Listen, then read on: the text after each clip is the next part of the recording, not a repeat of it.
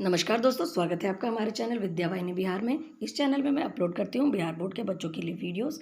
यह वीडियो सुगम विज्ञान कक्षा 7वीं के पौधों में पोषण का प्रश्नोत्तर का है। इसके पहले मैं कक्षा 7वीं और 8वीं की कई वीडियोस अपलोड कर चुकी हूँ। उन्हें देखने के लिए हमारे चैनल को सबसे पहले लाल बटन दबाकर सब्सक्राइब कर लें। शुरू करते हैं पौधों में पोषण का प्रश्नोत्तर। सबसे पहले है अति लघु उत्तरीय प्रश्न। पहला प्रश्न कहता है पोषण के दो प्रमुख प्रकार कौन से हैं। तो हम सभी जानते हैं कि पोषण के दो प्रकार हैं। पहला है स्वपोषण और दूसरा है परपोषण। स्वपोषण में पेड़ पौधे, हरे पौधे अपना भोजन स्वयं बनाते हैं और परपोषण में जीव जंतु और कुछ पौधे दूसरों पर भोजन के लिए आश्रित होते हैं। हरे पौधे में किस प्रकार का पोषण होता है? और इस प्रश्न का सही उत्तर है हरे पौधे में स्वपोषण होता है। प्रश्न नंबर 3 है पौधे किस विधि से अपना भोजन बनाते हैं? पौधे प्रकाश संश्लेषण की विधि से अपना भोजन स्वयं बनाते हैं। चौथा सवाल है प्रकाश संश्लेषण की विधि में कौन सी गैस मुक्त होती है? तो प्रकाश संश्लेषण की विधि में ऑक्सीजन गैस मुक्त होती है। पौधे को प्रश्न संख्या 5 है पौधे को भोजन के संश्लेषण में किस गैस की आवश्यकता होती है? तो भोजन बनाने के क्रम में हरे पौधे को कार्बन डाइऑक्साइड गैस की आवश्यकता होती है। प्रकाश संश्लेषण में हरी पत्तियां जिन छिद्रों से कार्बन डाइऑक्साइड ग्रहण करती हैं वे क्या कहलाती हैं? और छठे प्रश्न का उत्तर है कि जिन छिद्रों से प्रकाश संश्लेषण में वे कार्बन डाइऑक्साइड ग्रहण करते हैं उसे हम स्टोमेटा कहते हैं। हरे पौधे प्रकाश संश्लेषण के द्वारा कौन सा भोज्य पदार्थ निर्माण करते हैं। कहने का मतलब है कि वह जिस रूप में भोजन को बनाते हैं उसे हम क्या कहते हैं? इस प्रश्न का सही उत्तर है कार्बोहाइड्रेट्स या स्टार्च। 8वां प्रश्न है फुफुंद तथा कुकुरमुत्ता में किस प्रकार का पोषण होता है? तो फुफुंद तथा कुकुरमुत्ता मृतजीवी पोषक होते हैं। अमर बेला नामक पौधा में किस प्रकार का पोषण पाया जाता है? तो अमर बेला परजीवी होता है, दूसरे जीव में रहकर यह अपना भोजन प्राप्त करता है। कीटहारी पौधे का एक उदाहरण बताइए। तो घटपर्णी या कलश पौधा कीटहारी पौधे का एक उत्तम उदाहरण है। 11वां सवाल कहता है उस बैक्टीरिया का नाम बताइए जो मिट्टी में नाइट्रोजन के पुनः पूर्ति में सहायक होता है। तो फलीदार राइजोबियम बैक्टीरिया मिट्टी में नाइट्रोजन की पुनः पूर्ति में सहायक होता है। 12वां प्रश्न कहता है रासायनिक उर्वरक से हम मिट्टी में किन किन तत्वों की पुनः स्थापित कर सकते हैं? तो रासायनिक उर्वरक से हम मिट्टी में नाइट्रोजन, पोटेशियम और फास्फोरस जैसे तत्वों की आपूर्ति करते हैं। अब आ गए लघु उत्तरीय प्रश्न में। पहला प्रश्न कहता है कि जीवों में भोजन की आवश्यकता क्यों होती है? हम सभी जीव भोजन ग्रहण क्यों करते हैं? तो हम सभी जीव भोजन ग्रहण करते हैं क्योंकि हमारे शरीर की वृद्धि करने, हमारे सभी अंगों और अंग तंत्रों को स्वस्थ रखने और उनके कार्य करने की क्षमता को बनाए रखने जैसी आवश्यकता के लिए भोजन हमारे लिए अनिवार्य है। हमारा शरीर अपनी सभी गतिविधियों को ढंग से करे, इसके लिए भोजन खाना हमारे लिए जरूरी है। अगला प्रश्न है मृतजीवी पोषण क्या होता है और उदाहरण के द्वारा इसे समझाइए। तो कुछ पौधे सड़े गले पौधे या फिर मृत जंतुओं के सड़ रहे शरीर से भोजन अवशेषित करते हैं। जैसे कि आपने देखा होगा जब पेड़ से पत्ते टूट कर नीचे गिर जाते हैं तो उस पर फफूंद लगा हुआ रहता है जो उसे धीरे धीरे सड़ाता है। इस प्रकार के पोषण को हम मृतजीवी पोषण कहते हैं। इसके अलावा मशरूम भी आपने पेड़ के नीचे उन सड़े गले पत्तों पर जमते हुए देखा होगा।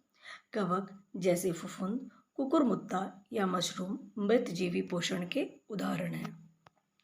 प्रश्न संख्या 3 कहता है स्वपोषण और परपोषण में क्या अंतर है? स्वपोषण हरे पौधों में होता है क्योंकि वह प्रकाश संश्लेषण की विधि से अपना भोजन स्वयं संश्लेषित कर लेते हैं, जबकि परपोषण में जीव जैसे कि सभी जंतु, कवक और कुछ पौधे अपने भोजन के लिए अन्य जीवों पर आश्रित होते हैं। प्रश्न संख्या 4 कहता है मृतजीवी पोषण तथा परजीवी पोषण में अंतर बताइए।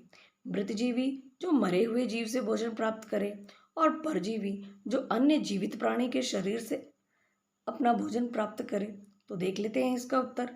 मृतजीवी मृत जंतुओं एवं सड़े गले पौधे के शरीर से भोजन ग्रहण करते हैं, जैसे कि कवक, जबकि परजीवी अन्य जीवित प्राणी के शरीर से अपना भोजन प्राप्त करते हैं, जैसे कि अमरबेल।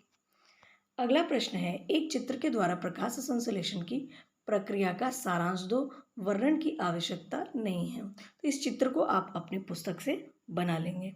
प्रश्न संख्या 6 कहता है, प्रकाश संश्लेषण को एक सूत्र द्वारा दर्शाइए। तो प्रकाश संश्लेषण में वातावरण से कार्बन डाइऑक्साइड लेकर और जल लेकर सूर्य के प्रकाश और क्लोरोफिल की उपस्थिति में कार्बोहाइड्रेट्स प्लस ऑक्सीजन और जल का निर्माण होता है। इसका सूत्र है 6CO2 प्लस 12H2O सूर्य की प्रकाश और क्लोरोफिल की उपस्थिति में बनाता है C6H12O6 जिसे हम कार्बोहाइड्रेट्स कहते हैं, प्लस 6O2 ऑक्सीजन और 6H2O। अगला प्रश्न है,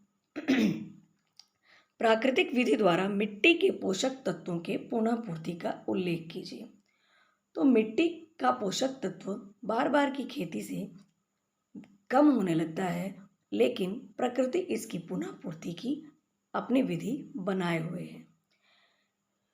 फसलों जैसे कि अरहर, मटर, चना, मूंग, इनकी जड़ों में गांठें उपस्थित होती हैं और उनमें राइजोबियम बैक्टीरिया होता है जो वायुमंडल के गैसीय नाइट्रोजन को जल में घुलनशील नाइट्रोजन यौगिक, जिसे हम नाइट्रेट्स भी कहते हैं, उसमें बदलकर मिट्टी में स्थापित कर देता है और इस प्रकार प्राकृतिक विधि से मिट्टी में पोषक तत्वों की पुनःपूर्ति होती है। 8वां प्रश्न है, किसान अपने खेत में रासायनिक उर्वरक क्यों मिलाता है? तो किसान अपने खेत में नाइट्रोजन, पोटेशियम और फास्फोरस जैसे पोषक तत्वों की आपूर्ति करने के लिए रासायनिक उर्वरक मिलाते हैं। अब हम दीर्घ उत्तरीय प्रश्न उत्तर को भी देख लेते हैं। पहला प्रश्न है, एक पत्ती में मंड या स्टार्च की उपस्थिति दर्शाने वाले प्रयोग का वर्णन कीजिए। किसी पत्ती में भोजन का निर्माण हुआ है कि नहीं, स्टार्च है कि नहीं, इसकी उपस्थिति को दर्शाने के लिए हम एक प्रयोग करते हैं। इस प्रयोग को हम आयोडीन परीक्षण कहते हैं। यदि पत्ती पर आयोडीन की 2 बूंद डालने पर उसका रंग नीला या काला होता है तो यह स्टार्च की उपस्थिति को दर्शाता है, और यदि आयोडीन की बूंद डालने पर उसका रंग नीला नहीं होता तो यह दर्शाता है कि पत्ती में स्टार्च का निर्माण नहीं हुआ है। अगला प्रश्न है, पोषण से आप क्या समझते हैं और प्रकाश संश्लेषण का संक्षिप्त विवरण दें। जीवों द्वारा भोजन के रूप में पोषक तत्वों को ग्रहण करना और उन्हें विभिन्न शारीरिक कार्यों को करने के योग्य बनाना ही पोषण कहलाता है। हरे पौधे की पत्तियों में क्लोरोप्लास्ट होता है। क्लोरोप्लास्ट में क्लोरोफिल नाम का एक हरा वर्णक होता है जो पत्तों को हरा रंग देता है।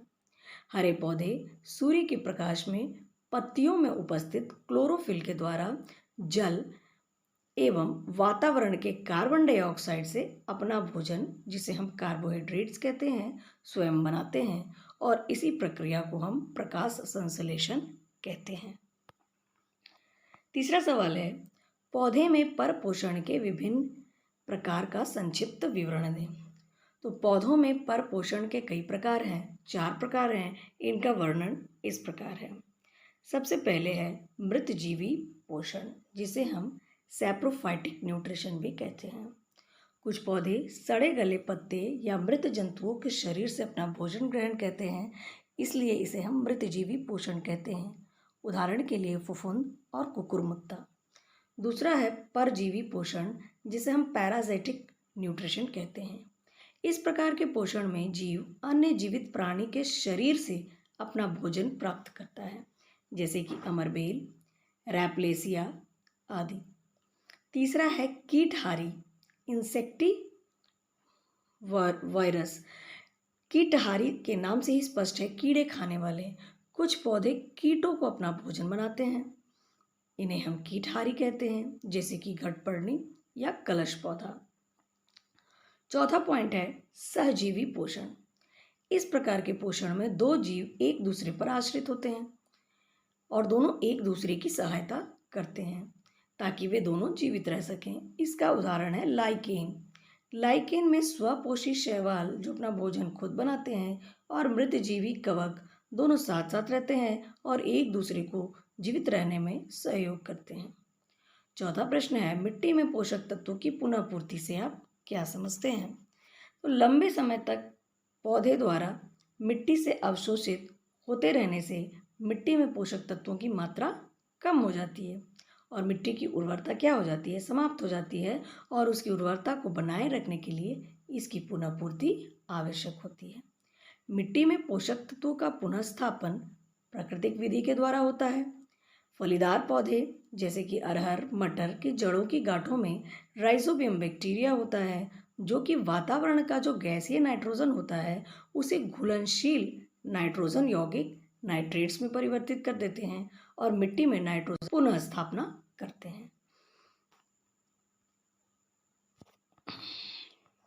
इसके अलावा किसान मिट्टी में नाइट्रोजन पोटेशियम और फास्फोरस जैसे पोषक तत्वों की पूर्ति के लिए रासायनिक खादों का प्रयोग भी करते हैं। पांचवा एवं अंतिम सवाल है, कीटहारी पौधों से आप क्या समझते हैं? एक कीटहारी पौधे का वर्णन कीजिए। तो वैसे जीव जो कीटों को अपना भोजन के रूप में ग्रहण करते हैं उसे हम कीटहारी कहते हैं।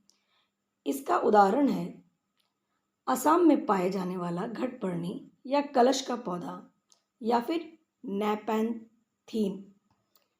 इसमें पत्रफलक आकर्षक रंगों के कलश में परिवर्तित हो जाता है, पत्राग्र ढक्कन में और पत्रवृंत संजनी में बदल जाते हैं।